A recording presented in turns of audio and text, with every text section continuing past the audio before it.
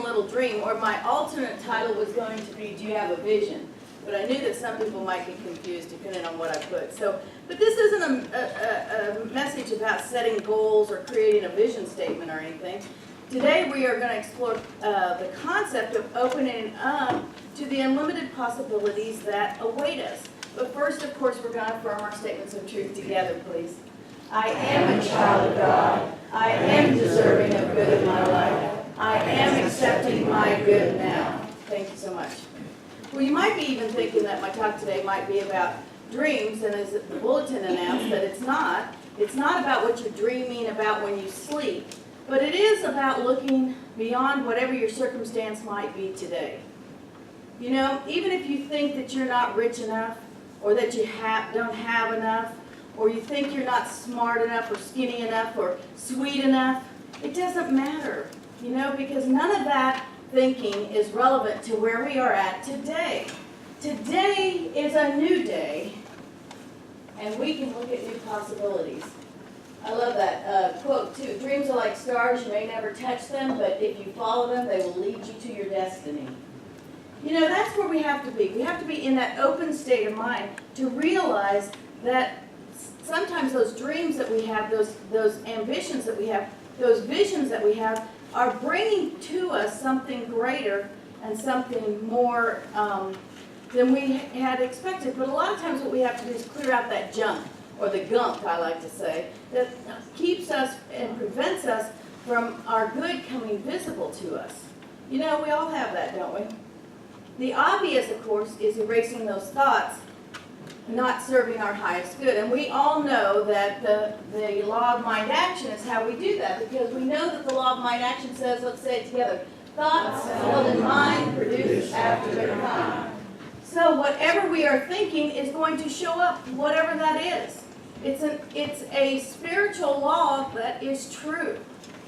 Whatever we think is going to show up. So if you're sitting around nay thinking, I like to say, then that's what you're going to get, isn't it? But if you can take and erase those doubts and those worries and those fears, then you're going to be in a more positive state of mind.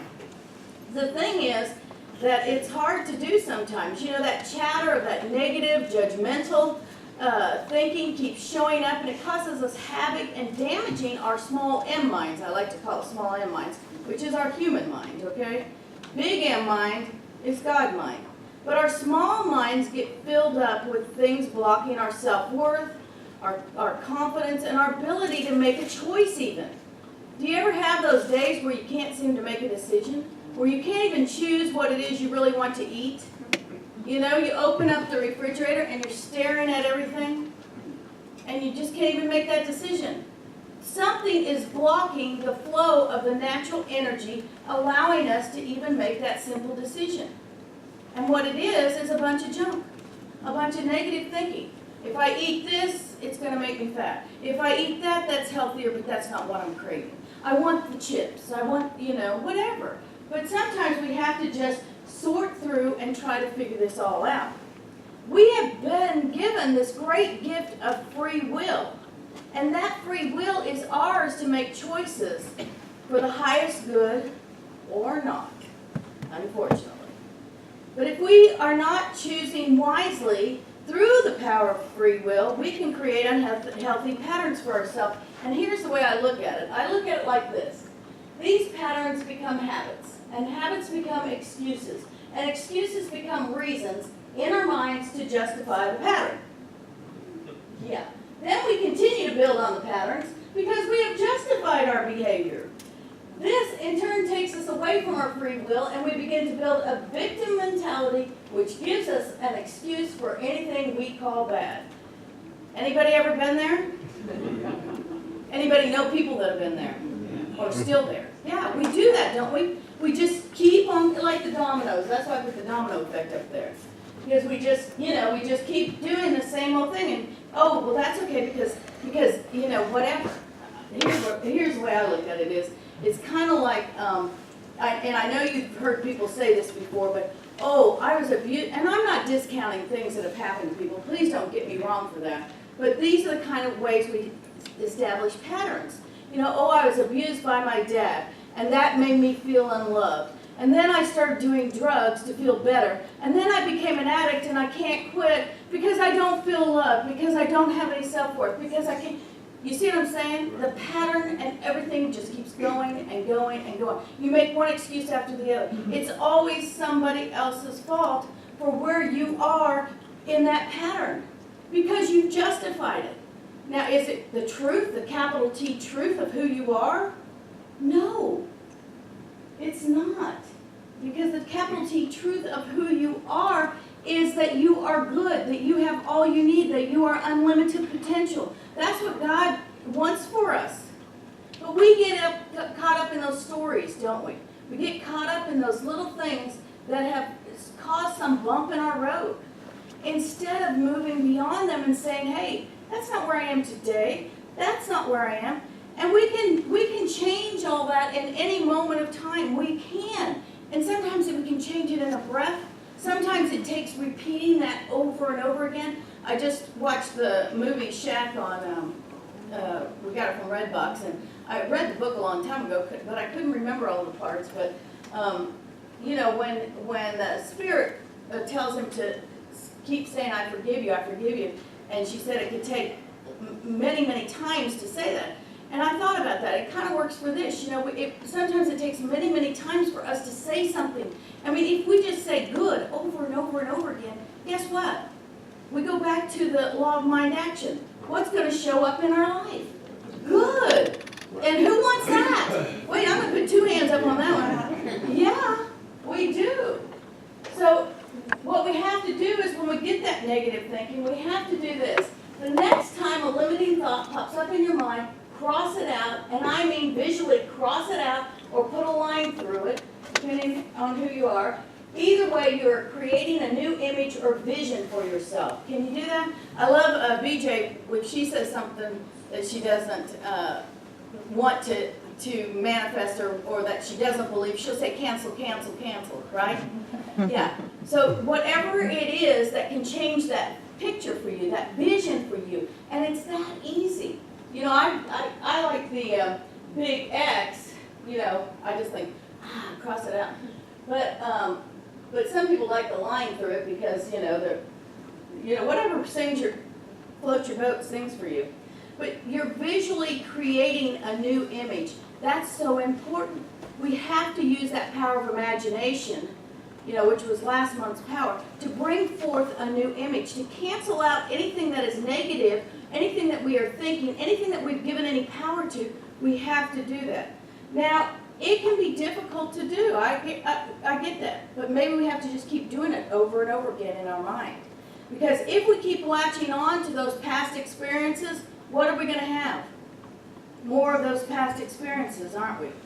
Have you ever sat there and said, oh gosh, I've prayed and I've tried to let go of this and it just keeps showing up in my life. Just keeps showing up. Why do you think that is? Because we haven't released it. We haven't canceled it out. We haven't let go of it. We are still holding on to that past experience. And somebody else will come up to you and share something and you'll remember that past experience, and so you start sharing your own past experience, and then you got that go back to the pattern thing, because gosh, if they've got that story and I've got that story, that's going to be so cool. We'll be able to validate each other's justification. Right. Which is not the way you want to go. You want to cross that out. Somebody starts saying that story that reminds you of your story, put up the big X in your mind and just listen for that person with compassion and feeling, and don't say a thing. Don't say, oh yeah, I had that experience too. The most healing thing you can do for anybody is just to take a breath and listen.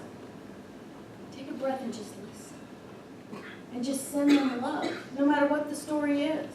Because that heals you and takes you out of that pattern. It'll help take them out of their pattern, believe it or not. It's that easy. Have you ever had an experience that you remembered and you thought, God, that was like a lifetime ago? Or if you think about it, it's almost like you're watching a movie, visually watching a movie. You think, God, was that really me back then doing that certain thing? Because it's almost like you're not the same person, that you've grown beyond that, and yet you see that and it's like, whoa, maybe that could be a daytime soap opera or something, you know what I mean? Because you realize that that's not who you are. That's the way our thoughts should go. And then the other thing is, have you ever run into somebody that you know you had an experience with them at one point, and they start telling you a story about something you did together, and you don't even remember it? You're sitting there going, first off, I'm trying to figure out who you are, and where the context is happening, because was that in high school, or was that, I don't even remember. And then, you're sitting there going, I don't even remember it. And you're trying to remember it. You know why that is? Because you finally let go of that. You finally put that in that file drawer of life and let it be put where it's supposed to be. You made the past the past. You no longer need to bring it up to the present. And that's what's cool. If it's a memory that you don't really need, you're not going to remember it. If it's a memory that is good and that brings you joy and brings you happiness, guess what? You're going to remember it. It's going to be a great thing. And those things you'll be able to pull up all the time. But the ones that, probably you don't want to tell anybody about, or maybe they weren't your proudest moment, they can just die. They can just go away. You can forget about them. They can become, an HBO movie or whatever. They can be something else out there that doesn't have to involve you anymore. It's true. Neil's laughing at me. But what happens is, once we let go of that and we get away from those negative thoughts, we open up to all that unlimitedness, which isn't really a word I found out, but that's okay. That unlimitedness that we are. And it comes with ease and grace, which is a beautiful thing. We will begin to attract the good and creative thoughts that allow us to create. We will have dreams of doing great things and being creative in one form or another. It might be from art. It might be from our work. It might be from our yard. Our homes can be a creative place for us.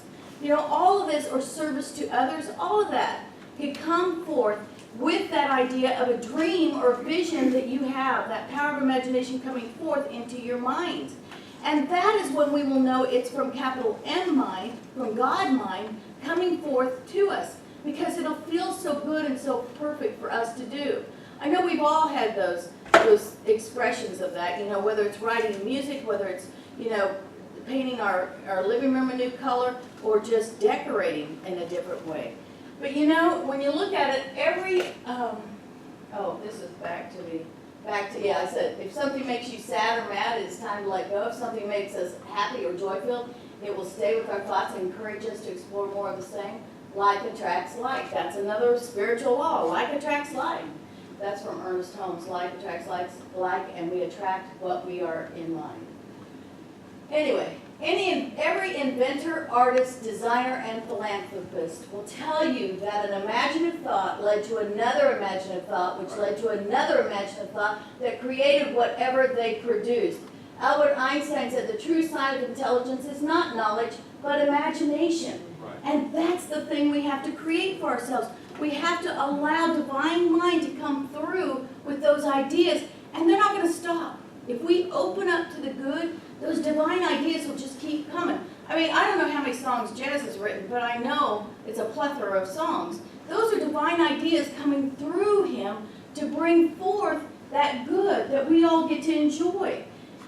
And every person up there, the inventor, the artist, the designer, the philanthropist, they all did this with passion. Passion can be the catalyst for any idea that we receive. And that's what we got to remember. If we have something spark in us, and it sparks that good, that happy thing that we love to do, then we need to take the next step to that direction of that place that's going to bring us more good and more joy and more. We don't need to just sit down and say, oh yeah, I had this great idea, but I can't do it. No, we need to get up and let that passion take us forward in the next direction. It's that easy. And every thought can be tapped into that passion. Jesus said, blessed are they that hunger and thirst after righteousness, for they shall be filled. We know the metaphysical meaning of righteousness is what? Right thinking. So if we want right thinking, if we want to be tapped into God mind and have those ideas come forth, We have to hunger and thirst for it. That's what passion is. Hunger and thirsting for that good to come forth in our lives. Now the thing about it is, we can get hung up on the idea of passion too, because passion, according to Webster, means strong and barely controllable emotion. So anybody ever let their passion run amok? Yeah. We can, but that's like anything in life. We have to find the balance, don't we? We have to be able to look at it and say, okay, is this passion coming forth or is it ego? You know, that the dark side of the ego that wants to make it all about moi. You know, it's true. We have to look at it and know. And how do we find that out? Pray and make sure we're getting the right direction, right? Because see, if we get too passionate about something, we can become obsessive and overindulgent, can't we? We can easily fall back into that trap of being the victim, of having that victim mentality, of getting back in that pattern because we're making it all about us. So it's going to be that back to that pattern. And then we no longer can see capital T truth, which is really what? A block in our good. So we don't want to end up with that clouded and distorted thinking. We really don't. We want to stay open to the abundance of positive thoughts. You know, it happens to all of us. We get hung up in our everyday living sometimes to where we lose our passion or we lose our vision of what we really want and what our next step is. And you know what? It doesn't even matter if you try something and it doesn't work out, because the next vision or passion or vision or dream that you have will bring forth something else. And you never know, in that one chance of trying something that didn't work out, how many people you really touched, how many people you really blessed in that try. You know, sometimes we have to just keep trying and trying. And I'm going to be honest with you on this, because when I wrote this talk, I thought about it, you know, and I said, you know, what is it for me that I feel passionate about, that I feel like I have a real vision and a dream for? And, you know, it's ministry. And there's times, you know, that I doubt that, but I feel like if I continue to invest my time and my talent, my treasure in my spiritual growth, then I'm going to keep growing. I'm going to keep being who I need to be on a spiritual level. And that's easy to do, because I know I can do it through prayer and meditation. I know coming together with like minds helps. All of this will allow us to grow together. It comes back to the spiritual law of cause and effect. It's a truth. It's a given. Whatever we put forth will come back, will have an effect. It'll be a blessing domino effect instead of something negative. If we ask, we receive, and we open the door of unlimited possibilities. So it is like investing in your spiritual future. Let's see. Did I forget a slide? Maybe. Yeah, I did. So what do you spiritually want for yourself is the question. And what do you spiritually want for everyone else? Because that is a powerful question to think about. You know, and when you decide that, then you can move forward with your dreams and vision. You know, investing in the future of Unity East is like purchasing stocks and hoping to make a return on your investment. I gave you that little stock certificate today because I felt like we needed to invest in Unity East. You know, and I'm going to be honest about this. You know, there's been times that the glare off the Maria that moved, the sun moved, I guess, and now I'm really getting. But anyway, there have been times here at Unity East, you know, that we had a lot of energy going towards the new building, the new campus. You know, we've priced everything from the building to the septic tank to the driveway. We've done campaigns for the building fund off and on. Not any major campaigns, but you know, we've talked about those kind of things and whether or not that's what we want to do. And we own the property out there. We're working on that property slowly but surely. But sometimes, you know, you think to yourself, is this what you're supposed to do? Am I supposed to continue, at least this is what I've asked myself, am I supposed to continue with this vision, this dream? Is it mine to do? All of these questions come forth for me. And you know, when I started to doubt and worry and stress and have anxiety over it, I took it to prayer. Because I know that's what I'm to do. I'm to pray and meditate. And this has been probably about 3 months of praying, or 4 months maybe even, of praying and meditating over what it is, you know, Unity East is supposed to be, and what it was, or what it is now. And when we came here, I saw that that there is a passion amongst the people. There is this longing and this yearning amongst all of you. And I see that there's an ebb and flow that happens. And talking to other minister friends and stuff, I realize they have that same ebb and flow, and they have that same feeling sometimes.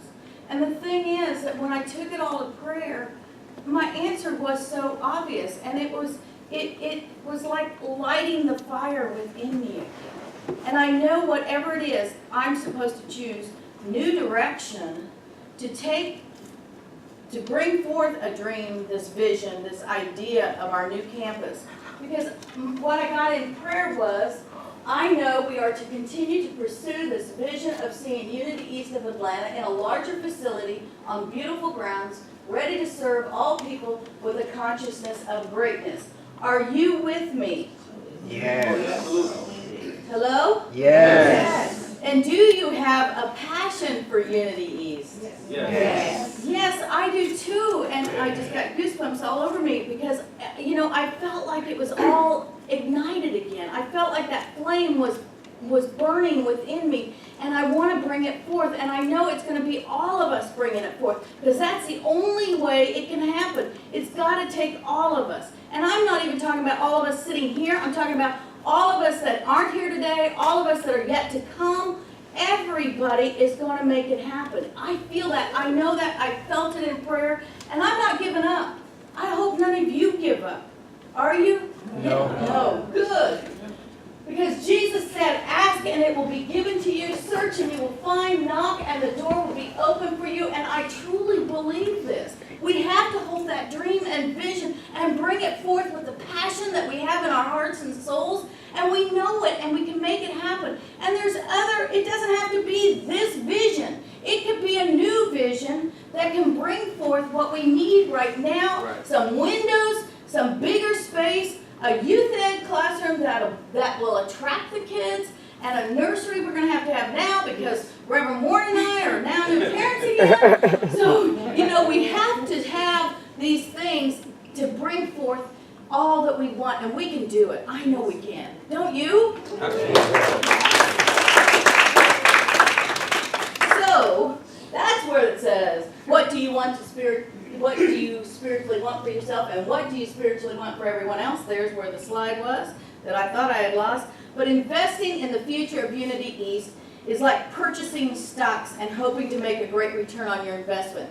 I think we all do want this to continue to grow, to grow this ministry, but we also want to grow spiritually, don't we? Right. And holding that consciousness of wanting to grow more spiritually is going to bring it forth. It is. We know our future can happen. What we desire, what we long for can happen. Because we have the unlimited abundance of divine ideas coming forth through us each and every moment of each and every day. So today I gave you a certificate that is the stock that you can bet on for a great return. Now Mickey and Sandy and Georgia all went to the casino today, they told me, to go gamble and try to win the money to build so maybe we should pray for that. Oh, absolutely. They said. And they'll have to get their stock later, but hopefully they're winning some money. I'm not saying not to. But you all got this. And you are the owner of an unlimited abundance of spiritual stock on any day of any year from Unity East of Atlanta and Divine Mind. We've got to bring that forth. You are invested now. I gave you a piece of stock. Yes, you're invested. So today, if you are willing to invest your time and your talents and your treasures with me and Reverend Warren, I know that we will bring forth Unity East, because I say, dream a little dream with me. Yay!